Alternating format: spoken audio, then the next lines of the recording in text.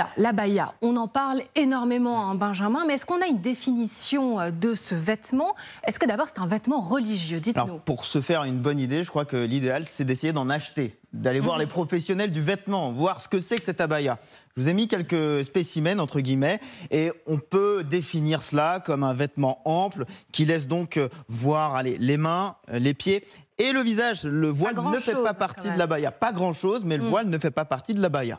Alors, une fois qu'on a dit ça, que dit le Conseil français du culte musulman? Alors, pour lui, ce n'est pas un signe religieux, au sens où ce vêtement ne s'impose pas femme musulmane. Mais la connotation religieuse du vêtement, elle est très très marquée. Je vais vous montrer ça, différents exemples. Voilà le site sur lequel je suis allé, qui vend des vêtements musulmans. Il y a quand même différentes couleurs. Voilà, mais regardez, l'abaya, elle se trouve entre le burkini et le hijab. Donc l'aspect religieux, il est quand même assez marqué. Vous noterez qu'à chaque fois qu'il y a un visuel d'une abaya, vous avez un voile qui est ajouté. Je vous montre une autre photo des femmes qui portent l'abaya. On est aux Émirats Arabes Unis, donc c'est un vêtement qui est préconisé dans les pays où l'islam le plus rigoriste est imposé. Et puis, je vous montre ceci. Ce sont des influenceuses qui préconisent le port de l'abaya dans les collèges et les lycées français.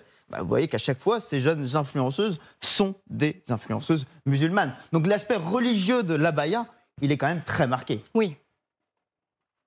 Et pour autant, est-ce que ça va être facile de l'interdire? Parce qu'on se demande bien si, comment faire exactement. Aujourd'hui, un proviseur peut interdire l'abaya. Mais vous allez voir que ce n'est pas si simple. Déjà, définir l'abaya. Là, je vous ai mis l'abaya. Et là, je vous ai mis des robes un peu plus, entre guillemets, normales. Mais dans l'absolu, ces robes, vous voyez, on voit que les mains, les pieds. Alors peut-être que c'est un peu plus bariolé, qu'il y a un petit décolleté. Vous voyez, dans la définition, déjà, premier point. Ouais. Deuxième élément...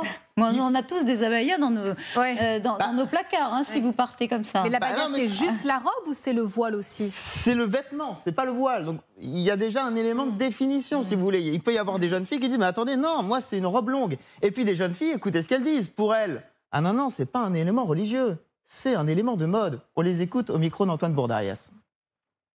C'est juste une façon de s'habiller, quoi, un peu comme n'importe quel autre habillement. Ce qui reflète la religion, on va dire, c'est le voile. Et ça, c'est interdit. Et ça, tout le monde le sait. Et on l'enlève avant d'entrer dans le lycée. C'est plus culturel, c'est pas religieux, en fait.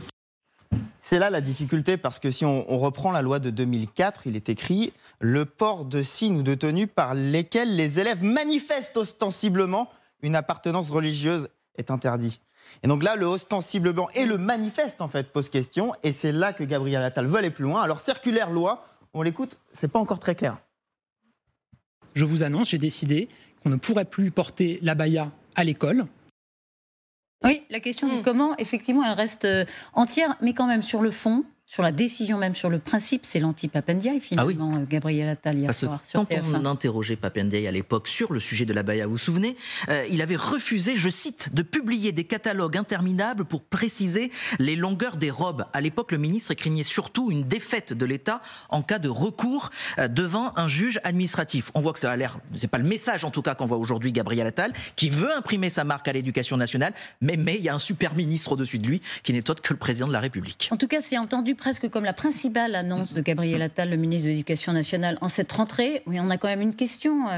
Benjamin, c'est un phénomène important ou pas? Est-ce qu'il y en a tant que ça, des abayas dans les écoles? On parle d'explosion, vraiment? C'est pas non plus le quotidien de tous les élèves français. Je vais vous sortir des chiffres sortis par le Figaro il y a 2 semaines, même pas une semaine, pour avril-juillet 2023. 923 signalements de port et de tenue et de signes religieux à l'école, en France. Oui. Sur, je prends collégiens, lycéens. Sur combien, sur 5,7 millions de collégiens, de lycéens.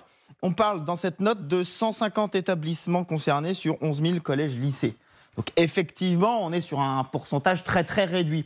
Mais il y a quand même quelque chose qui se passe. Je vous compare d'autres chiffres. Septembre-novembre 2021, et je vous recompare avec ce que j'ai montré il y a quelques instants. On était à 91 signalements et c'était seulement 14% des atteintes à la laïcité. Et vous voyez quand même, on a quand même fait un x10 et le pourcentage des atteintes est largement aussi développé. C'est sans doute cette explosion-là, ce baromètre-là de l'évolution exponentielle qui fait que le gouvernement prend la chose à bras-le-corps aujourd'hui.